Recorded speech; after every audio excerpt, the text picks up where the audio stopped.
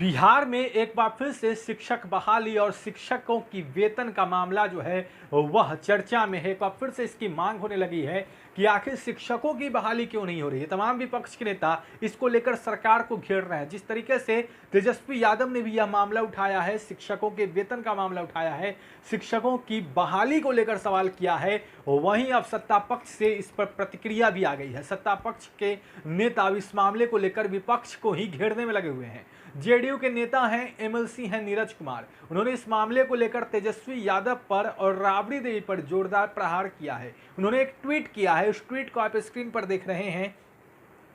नीरज कुमार ने लिखा है, शिक्षकों को महज 1500 रुपए प्रतिमाह की घोर अपमानजनक मानदेय देने वाले आज शिक्षक नियुक्ति पर दे रहे हैं ज्ञान। अपनी माता जी से ट्यूशन ले लीजिए, वह बता देंगी किस परिस्थिति में शिक्षकों शिक्षा मित्र को मात्र 1500 रुपये देने का बनाया था कीर्तिमान।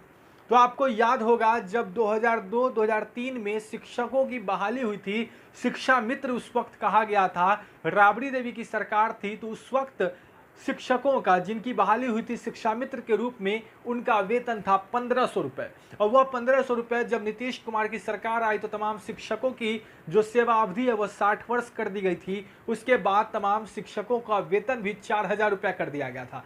उसके बाद साल दर साल जैसे जैसे वक्त बीता और तमाम शिक्षकों के भी वेतन जो है वह वृद्धि होते रहे।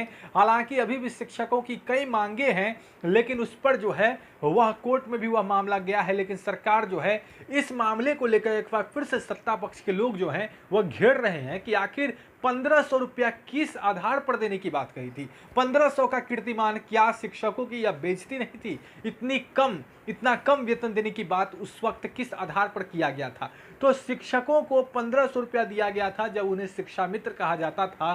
तो यह मामला जो है एक बार फिर से नीरज कुमार ने उठाया है। दरअसल इन दिनों कोरोना महामारी के बीच में शिक्षकों का मामला काफी जोर शोर से चल रहा है। विपक्ष के नेता जो हैं इस मामले को लेकर सरकार से मांग कर रहे हैं, कह रहे हैं कि बिहार में शिक्षक बहाली होनी चाहिए। जो 94,000 शिक्षकों की बात कही जा रही थी, बहाली की बात कही जा रही थी, आखिर उसमें विलंब क्यों हो रहा है? साथ ही साथ शिक्षकों की वेतन को लेकर जिस तरीके से समान काम के बदले समान वेतन की मांग लगातार शिक्षक कर रहे थे, यह मामला कोर्ट तक पहुंचा, सुप्रीम कोर्ट गया, लेकिन उसके बावजूद यह जो मामला है वह अभी तक अटका हुआ है। समान काम के बदले समान वेतन नहीं मिला, तो इसको लेकर जो है वह लगातार सवाल उठाए जा रहे हैं।